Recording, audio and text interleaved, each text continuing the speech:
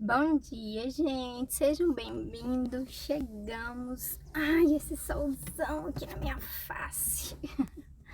Vamos ver se vai dar bom. Enquanto isso, eu derreto. Se até o final eu chegar ao fim dessa live, tá ótimo, né? Até porque hoje o papo, assim como ontem também, eu acho que foi um pouco polêmico. E hoje, mais uma vez, com o tema Deus é xenofóbico. Porque ao ler essa parte na Bíblia, esse capítulo da Bíblia, a primeira coisa que veio ao meu pensamento foi, gente, aqui isso daqui tá me parecendo uma miscigenação ali, né? Aquela coisa de que Deus queria tudo da mesma raça, o povo dele tinha que ser aquele sangue, aquela cor, aquele formato, aquele... Só que aí durante o estudo, enfim, né, o Espírito Santo, na verdade, vem trazendo as realidades, né? A gente pode levar a Bíblia para o caminho que for, para o caminho que a gente escolher, mas a verdade é uma só, Deus é um só, né? Então, e a verdade vem para confrontar tudo aquilo que a gente quer dizer a respeito da Bíblia.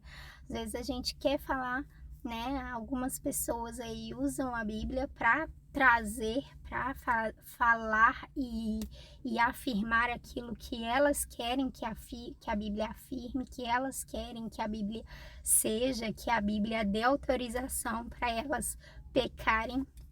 Mas a verdade é que a palavra de Deus, ela fala uma coisa só. E você só precisa deixar ela te confrontar muitas vezes e compreender que o Espírito Santo o tempo todo está falando. Então você só vai conseguir ler a Bíblia à luz do Espírito Santo, à luz e deixando ele sentar ao teu lado. Por isso que várias vezes que a gente vai orar aqui, a gente pede Espírito Santo, senta ao nosso lado, né? Dizem que a Bíblia é o único livro que a gente pode ler com o autor do lado, porque sim, ela foi escrita por homens, foi ali inspirada, né, por Deus, mas escrita por homens, mas que todas as vezes que a gente senta para ler ela, a gente tem a oportunidade de perguntar, Espírito Santo, o que quer dizer nessa passagem? E às vezes a gente pode também, né, trazer umas imaginações e umas perguntas, uns questionamentos para Deus, difíceis para nós, mas que nós precisamos ter esses questionamentos e essas perguntas para o nosso Pai, porque é Ele quem pode nos revelar, é Ele quem pode nos afirmar, enfim, tá desenvolvendo esse trabalho aí com a gente, né? E então é isso. Então vamos começar orando pra gente começar lendo. Nós estamos no capítulo 9 de Esdras, penúltimo capítulo. Estamos quase finalizando mais um livro da Bíblia. Glória a Deus. Então vamos lá. Amém, Jesus. Obrigada pela sua palavra. Obrigada por quem tu és. Obrigada por tudo que o Senhor faz. Obrigada por tudo quem o Senhor é. Nós sabemos, Deus, que a Bíblia quer dizer uma coisa só. Sabe, no Senhor não há sombra de variação. Não há nada que nos faça, nos deixe confuso. O Senhor é um só, ontem, hoje, sempre será. O Senhor é o mesmo. O Senhor é o Alfa e é o Ômega, o princípio e o fim. E nós, em nome de Jesus, estamos aqui para ouvir a tua voz. Fala conosco, Espírito Santo de Deus, senta ao nosso lado e nos ajude a compreender as Escrituras e a trazer, sabe, Deus, para a nossa realidade aquilo que o Senhor quer dizer e falar ao nosso respeito e a respeito daquilo que iremos fazer no dia de hoje ou, enfim, na nossa vida. O que oramos e te pedimos em nome de Jesus. Amém? Então vamos lá, gente. Capítulo 9 vai começar dizendo: Depois que tudo isso foi feito, alguns líderes do povo de Israel vieram falar comigo. Eles me contaram que o povo, os sacerdotes e os levitas não tinham ficado separados das pessoas e dos costumes pagãos e nojentos dos cananeus, dos heteus, dos perizeus, dos jebuseus, dos amonitas, dos moabitas, dos egípcios e dos amorreus. Então aqui é Esdras falando que depois ali que eles, né, se estabeleceram ali e estavam prontos para começar, né, depois daquela sondagem de Esdras, de levar os sacerdotes, os levitas, para ensinarem o povo que já estava lá a voltar a seguir a lei de Deus, a ver quem estava cumprindo ela na sua integralidade. Vai dizer então que os israelitas chegaram até eles, aqueles que foram naquele primeiro grupo, muito provavelmente, chegaram até eles e falaram: ó, o povo que está aqui, eles não estão cumprindo a lei de Deus. E eles, inclusive, se misturaram, se uniram ali com os amorreus, os fariseus, nananana. E é isso. E aí no versículo 2 vai continuar dizendo assim: homens israelitas haviam casado com mulheres estrangeiras, e assim o povo escolhido por Deus tinha se misturado com gente de outros povos. E os chefes e líderes do povo haviam sido os primeiros a cometer esse pecado. Quando ouvi isso, rasguei as minhas roupas em sinal de tristeza, arranquei os meus cabelos e a barba e me sentei muito desgostoso.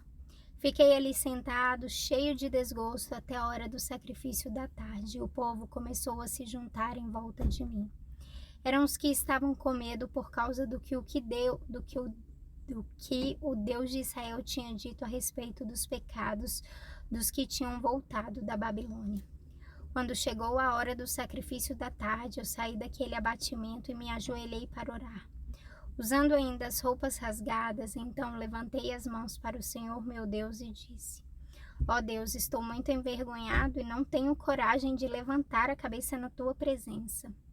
Estamos afundados nos nossos pecados que sobem até o céu. Desde o tempo dos nossos antepassados até hoje, nós, o teu povo, temos pecado muito. Por causa dos nossos pecados, nós, os nossos reis e os nossos sacerdotes, temos caído nas mãos dos reis estrangeiros. Temos sido mortos, roubados, levados embora como prisioneiros e até hoje temos sido desprezados. Mas agora, Senhor nosso Deus, tu foste bondoso por algum tempo e deixaste que alguns de nós escapássemos e vivêssemos seguros neste lugar santo. Tu nos deixaste escapar da escravidão e nos deste uma vida nova. Éramos escravos, porém não nos deixaste na escravidão. Tu fizeste os reis da Pérsia terem boa vontade para conosco e eles deixaram que reconstruíssemos o teu templo, que estava arrasado e que achássemos segurança aqui em Judá e em Jerusalém. Bom, então aqui a gente está vendo que o povo ele se misturou ali com aqueles outros povos que já estavam habitando na terra. Então a gente vai observar que Esdras ficou extremamente arrasado, ficou como diz aqui, ele ficou muito abatido e ele começou e ele ficou atônito. Em outras versões vai dizer que ele ficou atônico, ficou assim passado, cara. Sabe aquela decepção assim que vem, que fala, gente, eu não acredito que o Senhor nos permitiu voltar para cá e vocês voltaram a cometer isso. Eu não tô acreditando que, tipo, isso voltou a acontecer, que a gente continua cometendo os mesmos erros e os mesmos pecados sempre. E eu coloquei esse tema da mensagem como uma pergunta de: Deus é xenofóbico? Porque logo no início vai falar que o povo então se misturou. Mas aqui, gente, a gente precisa entender uma coisa. Que Deus ele não era contra raça, não é contra cor, não é contra outro tipo de pessoa. Deus aqui ele estava denunciando um pecado. Uma pessoa, as pessoas, tanto que a gente vai ver em outras situações da Bíblia, inclusive o que me vem à mente é Ruth e Boaz, que Ruth era uma estrangeira. Boaz se casou com ela e o próprio Jesus Cristo veio dessa linhagem, veio dessa descendência, né? Então aqui não é a respeito de uma raça, exclusivamente, mas é a respeito dessa mistura, como é que se diz? Desse envolvimento com práticas pecaminosas.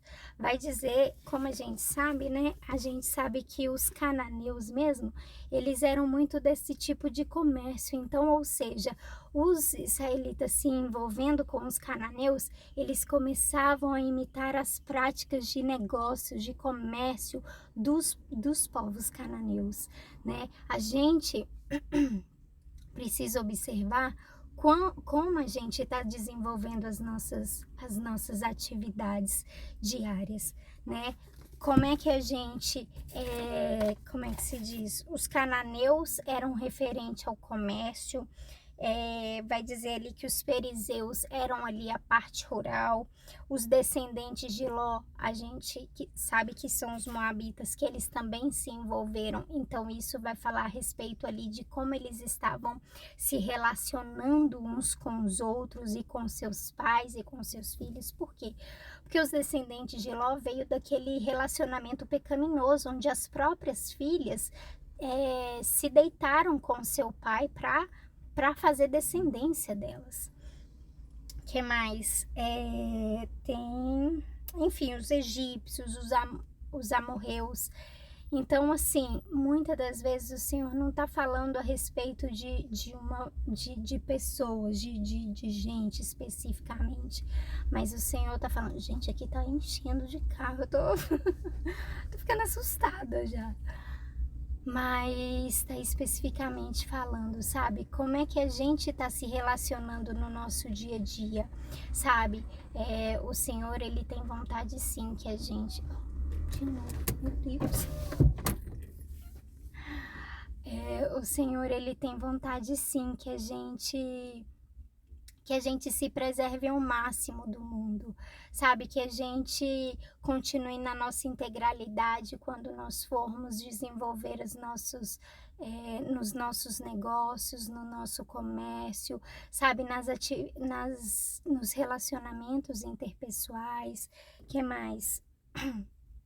Na maneira até mesmo que, né, o povo rural utiliza, como é que você está fazendo isso? Como é que você está produzindo, tá cuidando da sua terra? É cheio de agrotóxico, sabe? Isso é ruim, isso é feio, isso mata, isso não é a vontade do Senhor. E a gente está pegando essas práticas de pessoas que a gente, sabe, de pessoas que não conhecem o Senhor.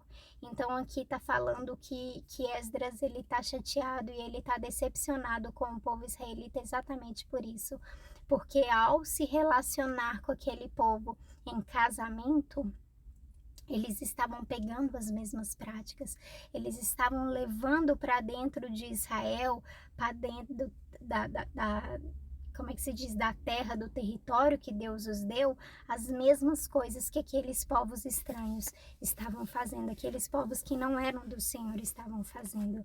E aí vai dizer que ele ficou muito triste, muito abatido e ficou ali atônito e decepcionado do início do dia até o final do dia. Mas aí no sacrifício da tarde ele se levantou e ele falou para Deus, Deus, eu não tenho coragem de olhar na sua cara. Ele tomou aquilo para ele, sabe, ele falou, é o meu povo, sabe, tipo, e ele se colocou nessa condição de se arrepender pelo pecado daquele povo, ainda que ele não estava cometendo. Ele entendeu que aquele povo era o povo dele, ele precisava se arrepender por aquele pecado. E aí no versículo 10 vai continuar dizendo, mas agora, ó Deus, o que podemos dizer depois que tudo isso aconteceu? Nós desobedecemos a todos os mandamentos que deste por meio dos teus servos, os profetas. Eles nos avisaram que a terra que íamos entrar e que ia ser nossa era impura, porque a gente que morava nela havia enchido de ponta a ponta com as suas ações más e impuras.